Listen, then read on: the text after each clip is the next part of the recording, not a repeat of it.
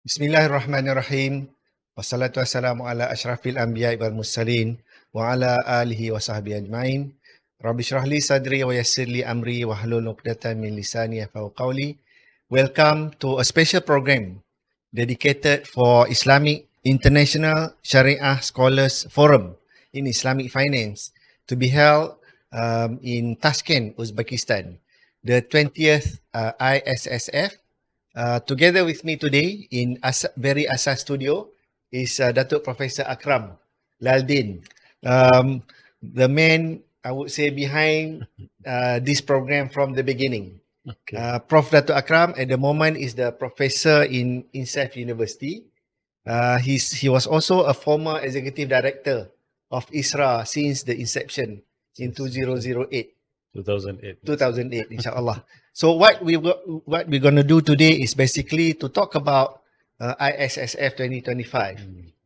He will also share with us the insight, the beginning of ISSF, as well as how and why now, for the very first time, we are taking ISSF away from Malaysia and all the way up to Tashkent, Uzbekistan. So, Prof, I think maybe you can share with us the beginning of ISSF, maybe including the incorporation of ISRA from Bank Negara Malaysia, insyaAllah. Tafadhal. Okay, Bismillahirrahmanirrahim. Alhamdulillahi Rabbil Alamin. Wassalatu wassalamu ala ashrafil anbiya'i wal mursalin wa ala alihi wa sahbihi ajma'in. Thank you very much, Brother Makhtar. And I would like to also thank the organizer of ISSF for giving me this opportunity. Perhaps, yes, I mean, as you mentioned, I was involved from day one, I would say, you see. And I think the unique thing about ISSF, we started off ISSF before the inception of ISRA. Oh. ISRA was established in 2008. Okay. But the first ISSF was 2006. But at that time, the name is International Shariah Scholars Dialogue. Okay. Why then the ISSD. migration from dialogue to forum? Bro? You see, ISSD, when we started off, it is kind of a small setup where we invite scholars from different part of the world. Because at that time, in the early 2000s, at that time, the perception towards the Sharia interpretation of Malaysia, to a certain extent, is a bit negative. Okay. Right? I mean, there are some, people who does not know the process that we go through, especially in Bank Negara Malaysia. We have Securities Commission, which has also established the Sharia Advisory Council at the regulatory level. See? So there are some controversial kind of, you see, The way we are doing things. Yeah, I mean, fatwa or the resolution that was issued.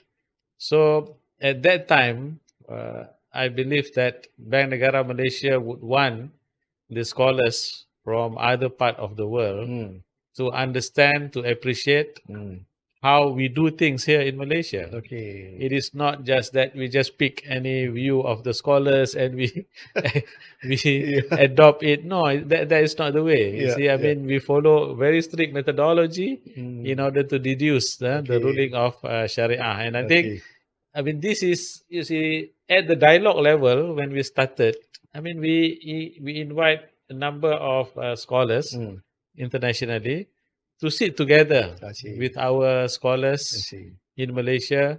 We present paper, and I can still remember during the first ISSD, I prepared a paper and I presented a paper at that time together with some of my colleagues.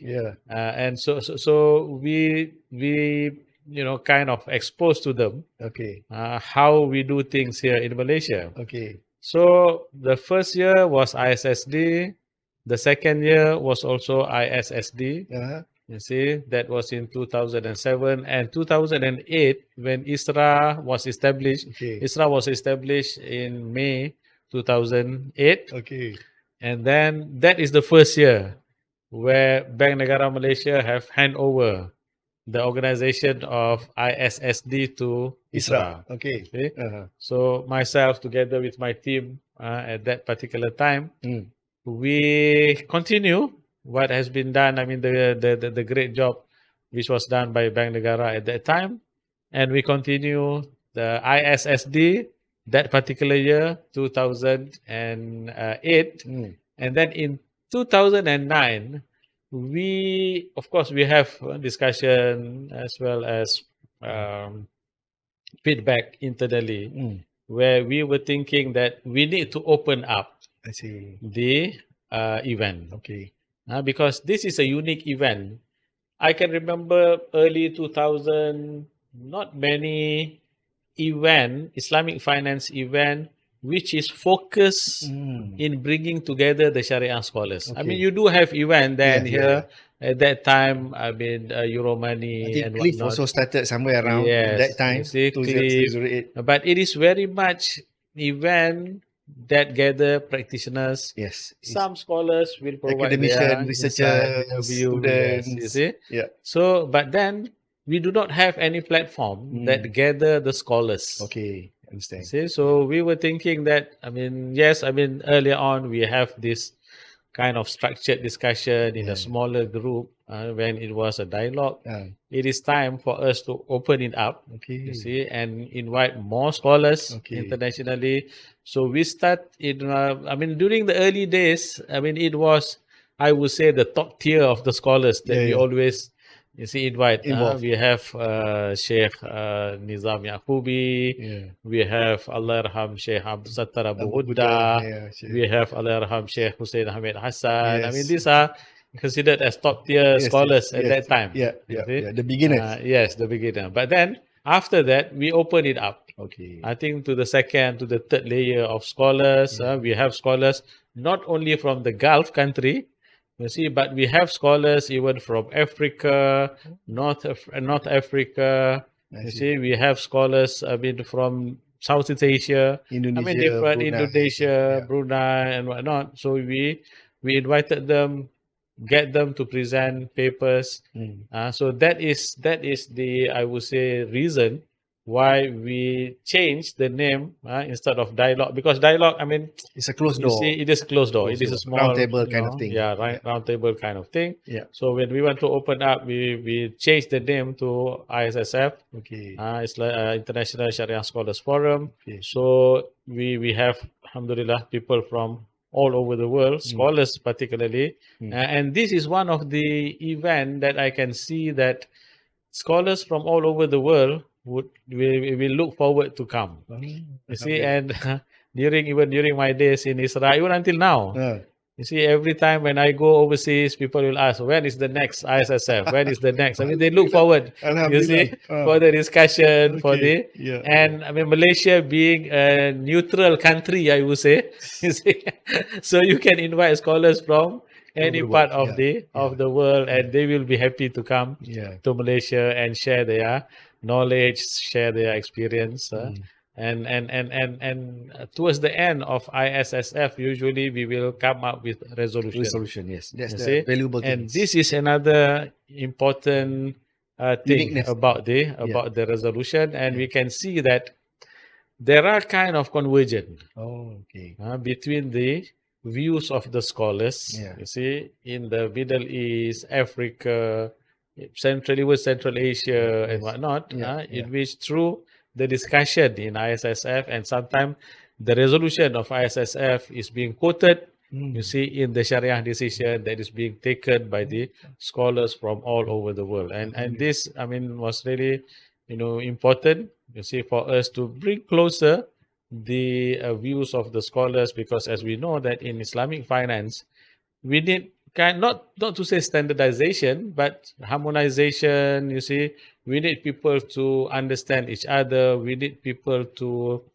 kind of appreciate, you see, why certain countries choose certain Sharia decision. There might be certain reason behind it. The regulatory regime is different. The accounting regime is different. Sometimes the legal system, ecosystem, I mean, all are different. So sometimes there is a need to have, I mean, this different kind of interpretation and whatnot. Your involvement in Islamic finance, I think, it easily about 20-25 years. Yeah, Datuk. almost, yeah. Almost around that day. 25, 30 And years. now Yeah. you sit in various capacity Yeah. at the regulator in few countries, at industry level in a few countries, and you're also involved not only directly in Islamic finance. Mhm. I saw your name. Maybe if people were to Google your name, you are also in corporate sectors. Yeah. Yeah, government related agency or companies. So how do you see the or the evolvement of perception on Islamic finance in various country, various level of your exposure? Do we still need to continue addressing the issue in the discussion among the Shariah fraternity or the scholars, or should we just, to a certain extent, allow other players to lead the Shariah matters at the moment, Datuk? Now, if we look into Islamic finance, I mean, Islamic finance is an area where it was developed in the modern period. Yeah.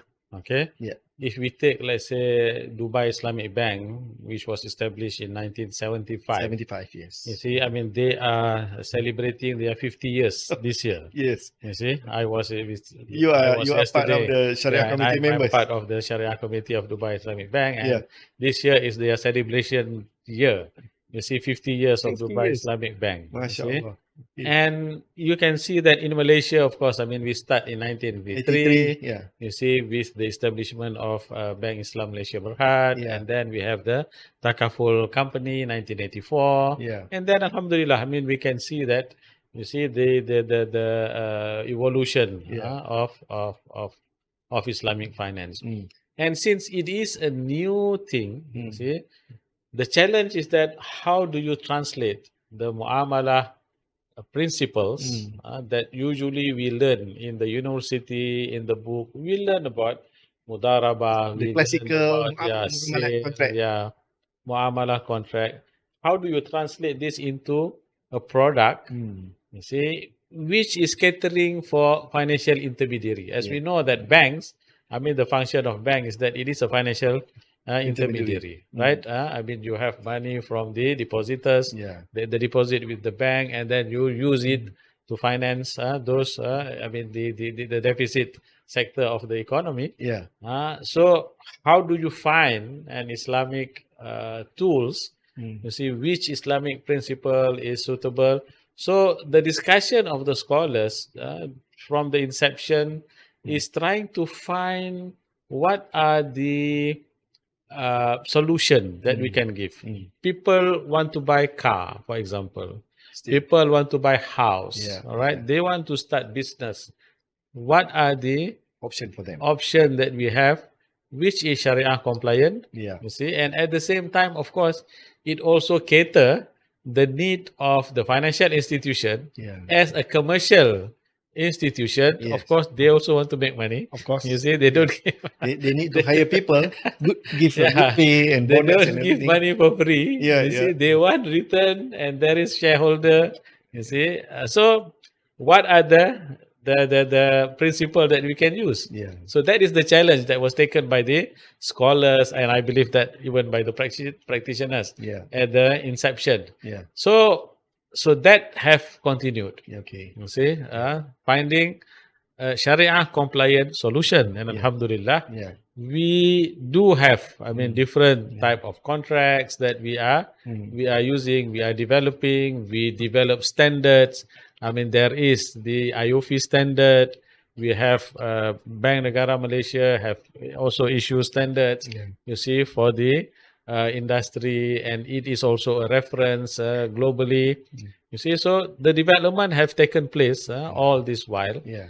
And the challenge is that, I mean, how do you further develop the industry, and you still need people, you see, a very good interaction between the scholars, between the practitioners, academia, to sit together and come up with the solution. Okay. And that what ISSF is all about. Okay. And I think over the years, I can still remember during the early days of ISSF, we have discussion, we have papers in Arabic only. Arabic only Arabic, and only scholars that present papers. Okay. We don't have practitioners I see. who present, because the focus at that time was very much to address the issue of fiqh. You see, how to find fiqh solutions towards the issue that is being discussed in the Islamic finance industry. Okay. Now, we have, to a certain extent, I would say that there are many fiqhi issue in Islamic finance has been addressed. Yeah. Having said that, of course, I mean, we still need to continue, coming up with new products. You see, we need to innovate, trying to cater for the different need that is in the market. You see, so more or less, I mean, it has been done. Now we need to focus also on the applied side. Okay. So that is the reason why, for the past few years, if you can see that the trend in ISSF, we brought not only scholars but also practitioners. Okay. And we have conducted the event in bilingual. Okay. Mainly in Arabic as well as in English. So you leave Muzakarah Nusantara for the Malay speaking. Exactly. You see. So for the English, Arabic speaking, and usually we will have translation. Yeah. You see, for those who does not understand the session, let's say in English, I mean we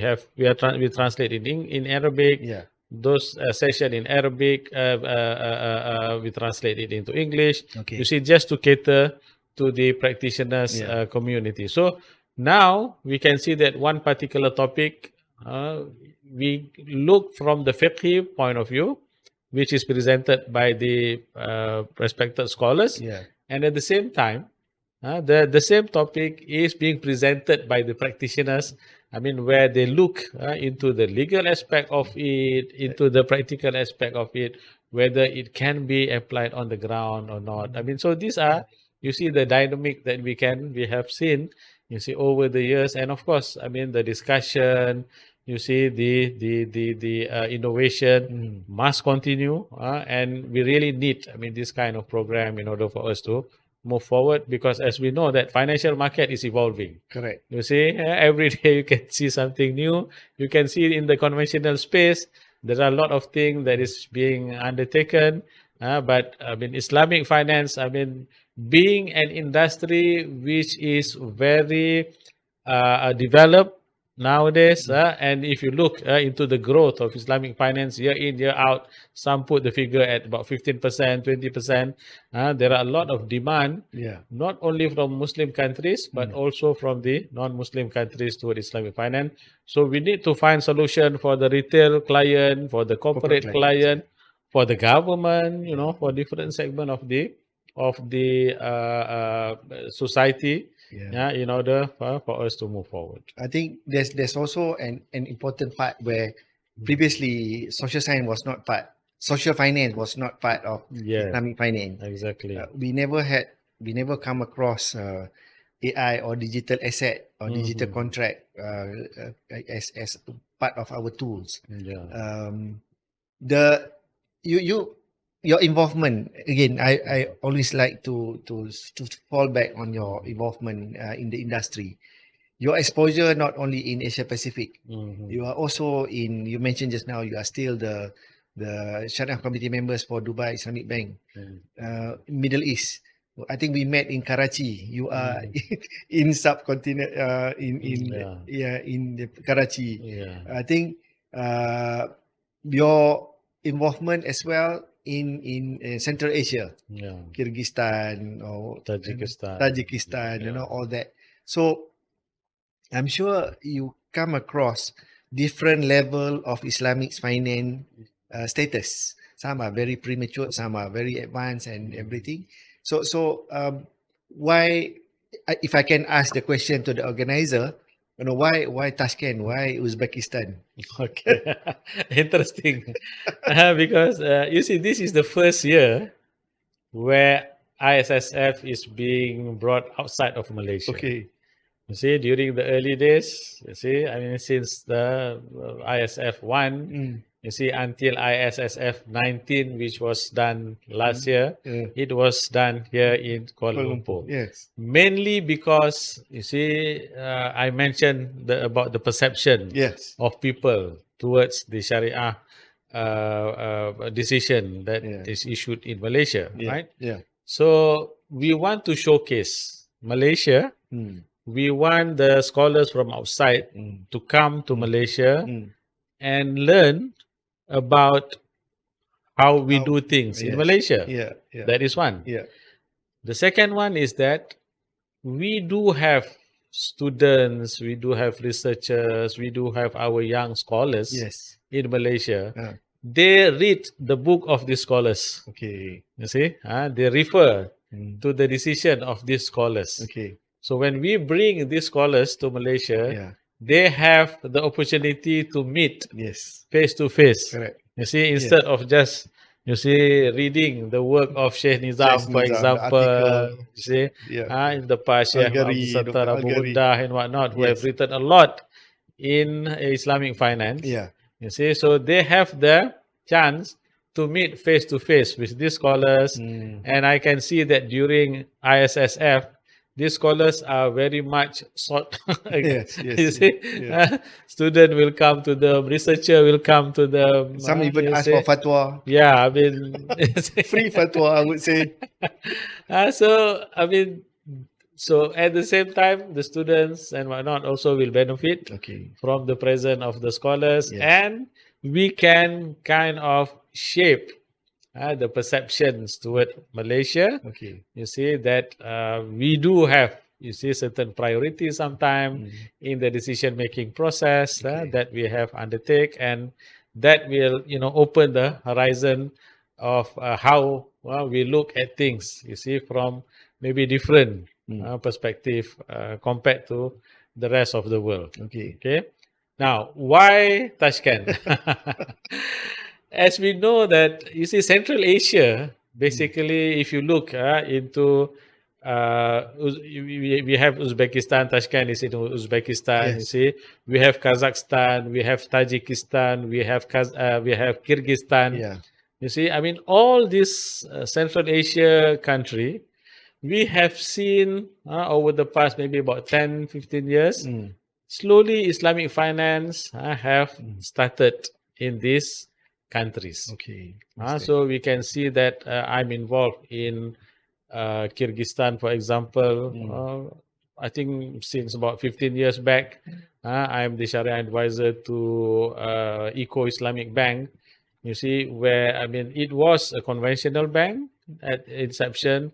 Then we convert it, we turn it into Islamic bank, and now it is Eco Islamic Bank, meaning that it is a full-fledged Islamic bank, meaning that all their products are Islamic. They don't operate with a window model, but it is full-fledged Islamic. See, so we can see that the development taking place, even though I would say that it is relatively slow, the development, but you see, we can see that more and more. I mean, in all these countries, more and more entities are trying to establish Islamic window, and more entities are trying to apply for Islamic banking license particularly. So we can see that the development is taking place in Central Asia, and I think recently Russia also announced. You see that they are allowing the South Russia countries, you see, to you have Tatarstan and whatnot. You see, all these countries for them to start Islamic finance. So they also have started Islamic finance. And the unique thing about my involvement in this country is that they have, you see, their legal system is from Russia. Correct. Not common law as what we have experienced. Yes, you see. So there are different kind of challenges that they face compared to many other jurisdiction in which we have to address that. Not to mention about language barrier. You see, I mean, they speak their local language. They speak Russia. So usually when we have Sharia board meeting, there will be a translator. Oh, not Arabic as a common language for Sharia No, committee. you Not see, even I Arabic. mean, we will speak in Arabic or English, so they will have to translate it into the either the local language or Russian. Russian language. You see, to the Yeah. management and whatnot. Yeah. And I think the challenge sometimes for us is that whether you see the message really Cut across or not? go across Yeah. because we cannot understand Russia. The translator being a You see? translator, Yes, I mean, you yeah, see? they're just a language person. And as you know that when you talk about Shariah in Islamic finance, it is very specific. Correct. You see, Yeah. you want the real meaning of what you mean Yeah. is understood by the other party. So that is another challenge. That's why when I go to that part of the country, usually in other country when I have Sharia meeting, it is the most about 3 hours, 4 hours, 1 day meeting. But when I go there, I have to stay about 3 days. You see, because each and To be sure. each and every what we things that we say is translated. So the meeting is extended. You have to stay morning until evening. The second day also, you see, the third day sometime, you see, in order for us to finish the agenda because you see it need. So we can see that the development is taking place in Central Asia country and Uzbekistan and Tashkent in particular.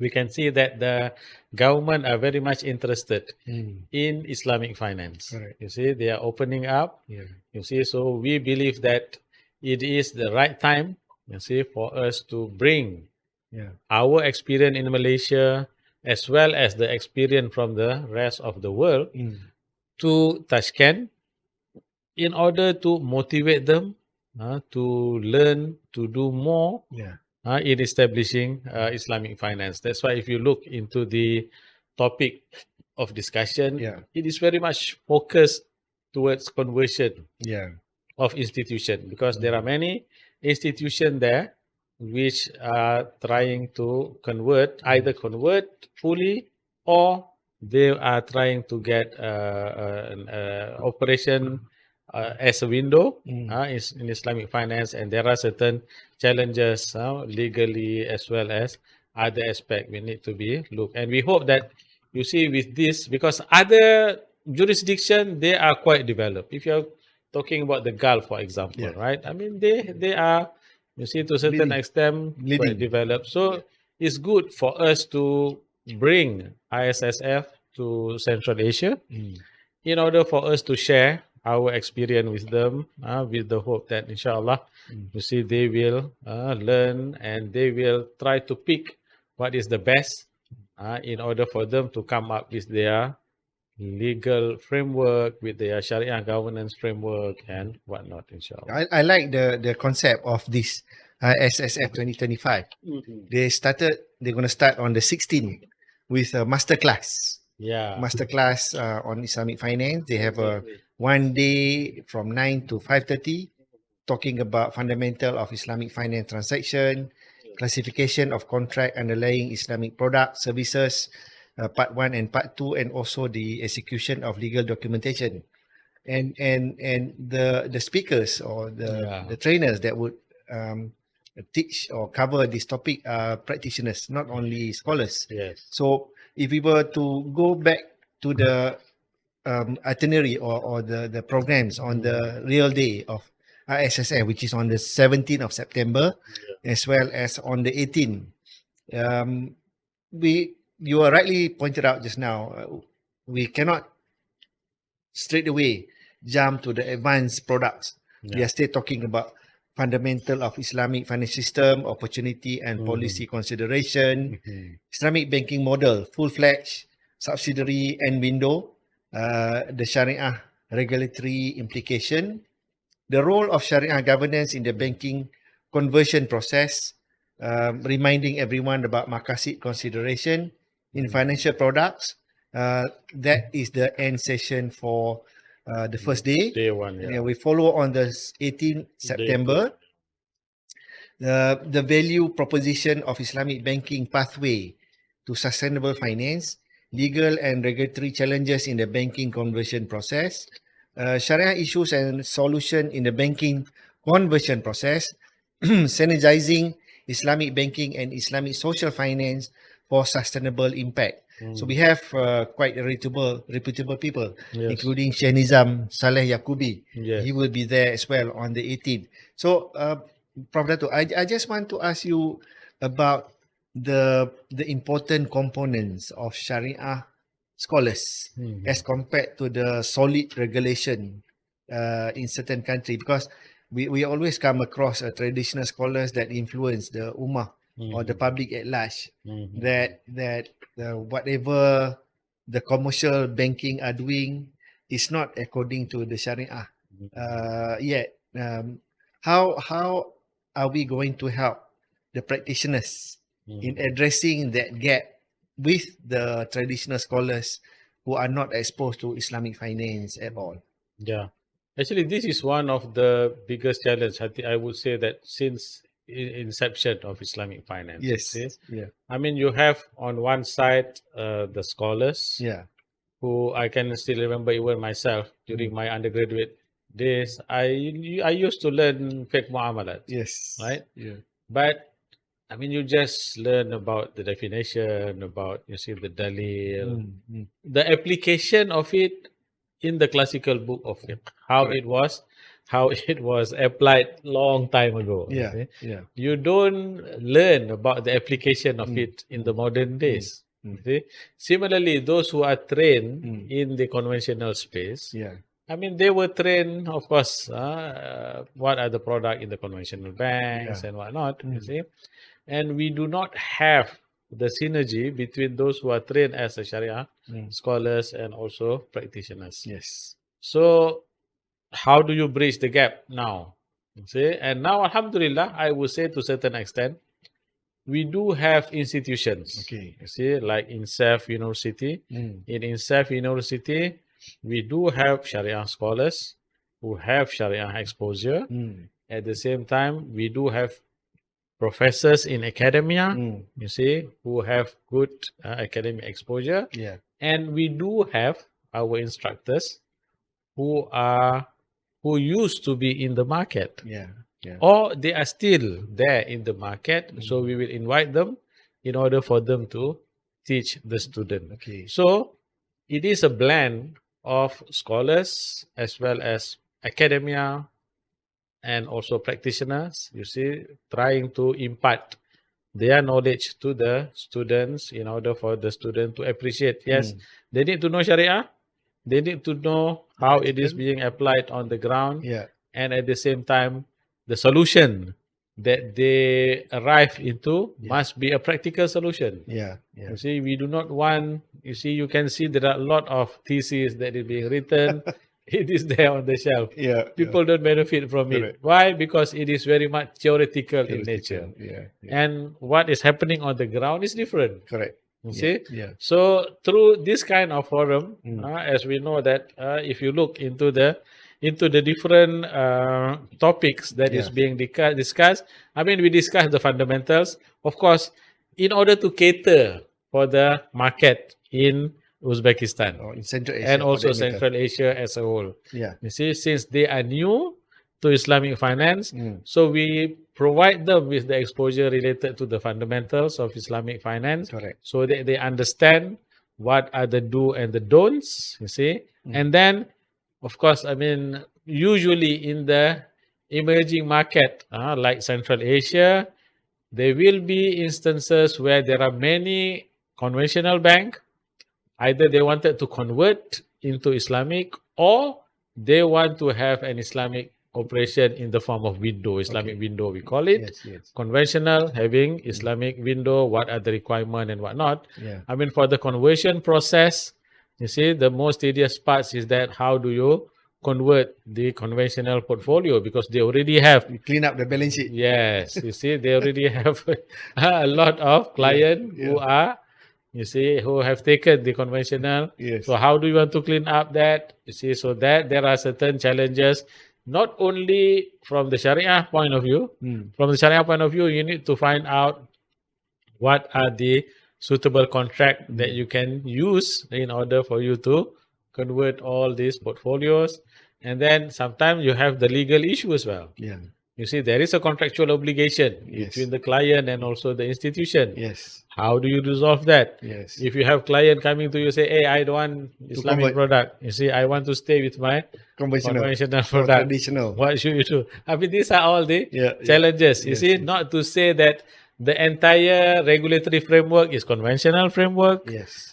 The entire legal framework is conventional framework. Yeah. See, taxation framework is conventional framework. So how do you deal with all these issues? So it is Sharia plus, you see, I mean, all the other issue that inshallah will be addressed during the coming ISSF. Not only, I would say that it will not only benefit the country in Central Asia, but also it will benefit people wherever they are, inshallah. Looking at the date, looking at the topic, maybe to a certain extent, you are talking about conversion and fundamental.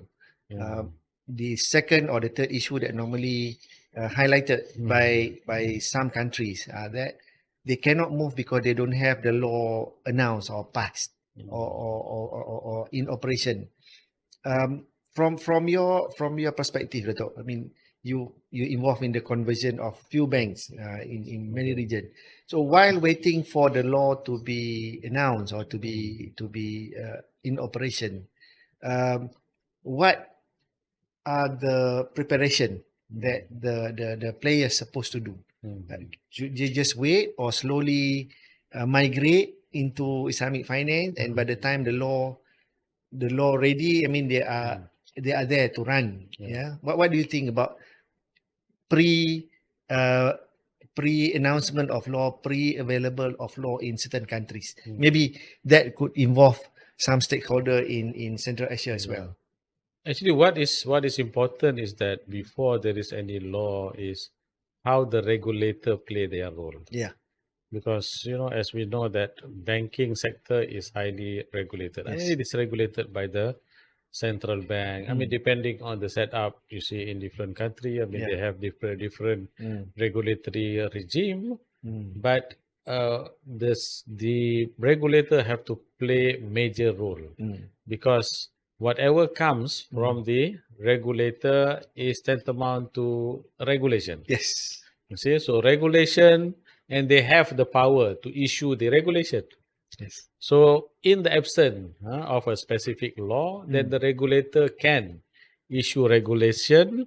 You see, for example, related to Sharia governance. You see, what are the kind of setup, Sharia setup that has to be there and whatnot. So the regulator have to play their role, and I believe that since, I mean, in this in Central Asia country, you see, the regulator, I mean, Islamic finance might be something new for them. Yes. Okay. So again, I mean, this is also an opportunity for the regulators over there, you see, and also in all the emerging market, in order for them to learn, you see, the experience of other countries.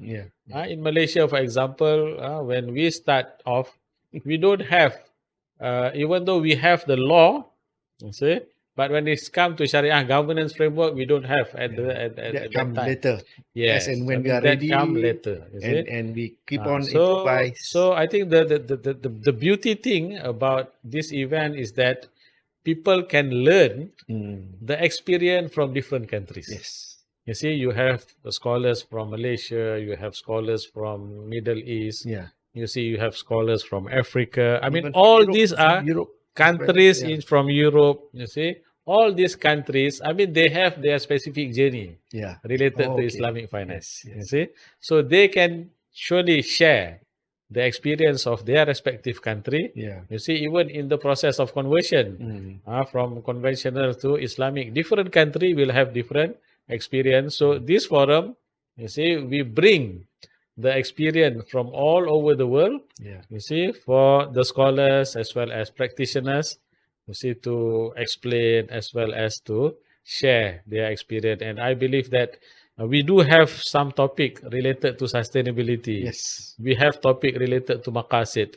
I mean, these are all if you ask us in Malaysia when we start off, We don't have. we don't have that issue at all. we don't even hear about sustainability. We don't even hear about Makasinic Yeah, approach and yes, whatnot. yes. But I think for the Central Asia country as well as you see other country that want to benefit from the forum, Yeah. now we are bringing you the entire ecosystem. Correct. You see, I mean, you have the Sharia, you talk about the practical issue on the ground, we talk about sustainability, we talk about maqasid and whatnot.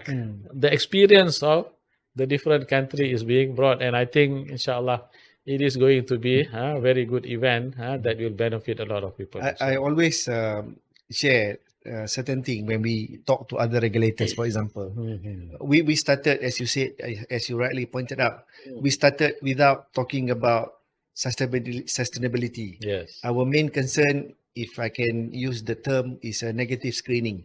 Riba, maisir, garar, dan. Yes. And now we have a positive screening that we have to include the sustainability. Right? Yes. So maybe we can learn from those countries who started at this level as compared to when we started. So what would be your advice to the participant for this program? Maybe there are still time for them, still about a month to go for them to register as well as to participate on this program, Datuk. I would say that this is a good opportunity. You see, we have the master class. Yeah. You see, on the 16th. on the 16th. Yeah, we have on the 16th. I mean, the master class on principles and contracts of Islamic financial transactions.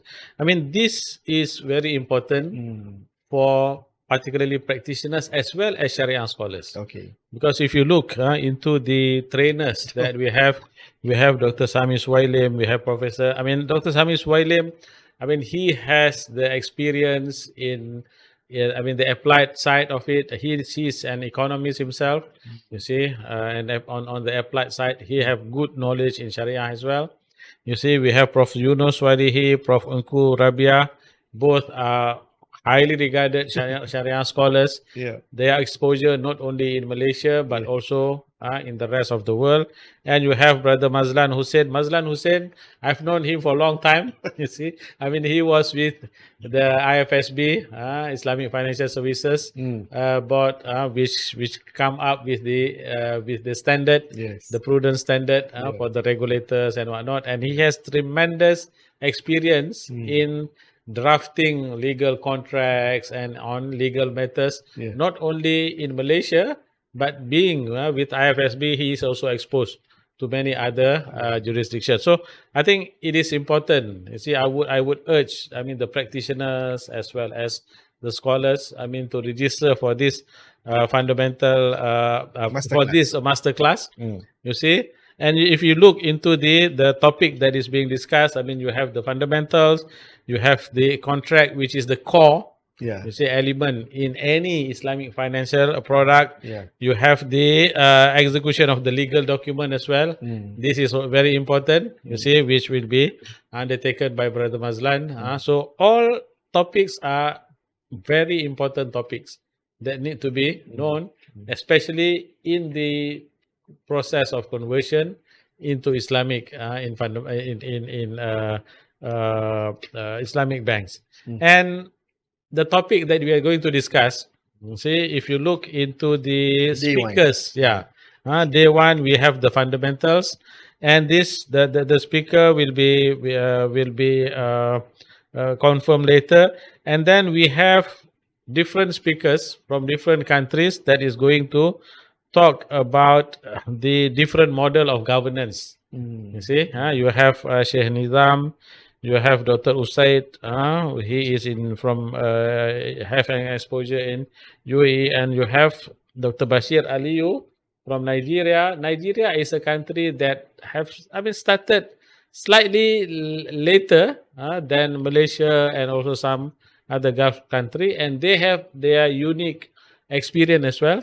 Challenges in Islamic finance. So I think it is a very good combination that is going to talk about the different model of Sharia governance.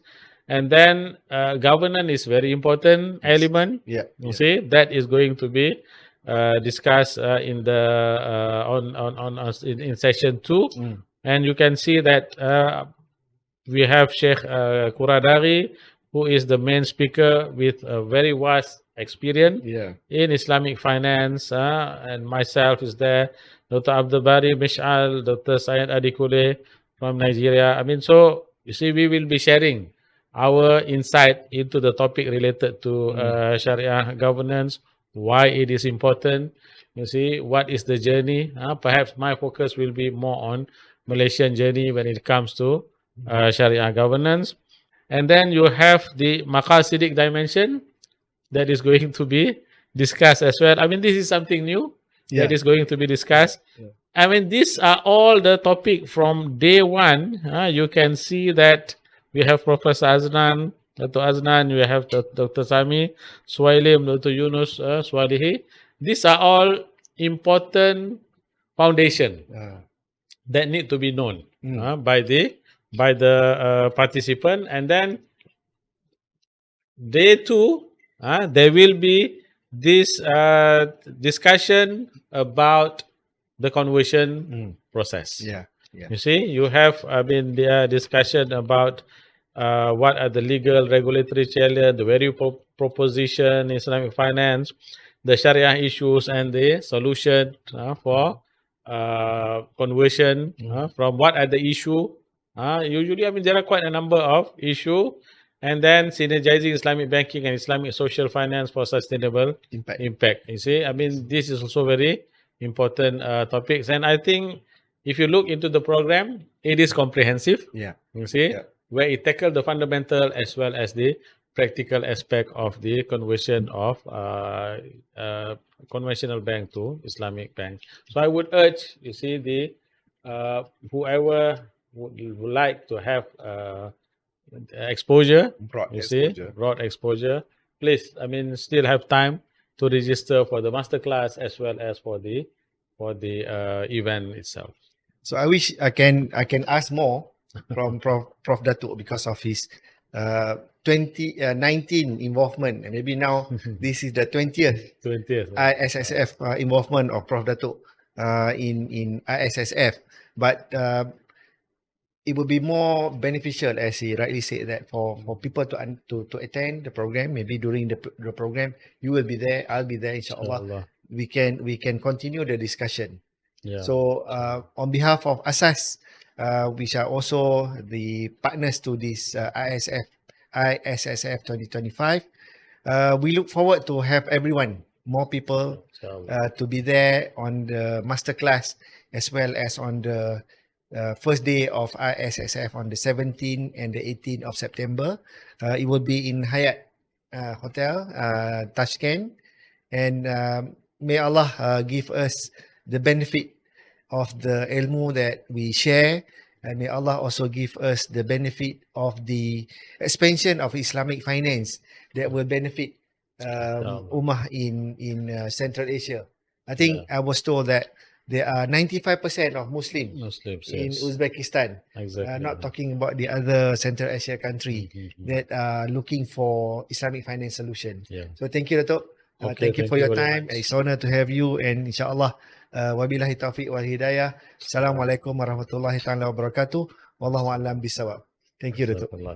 Thank you.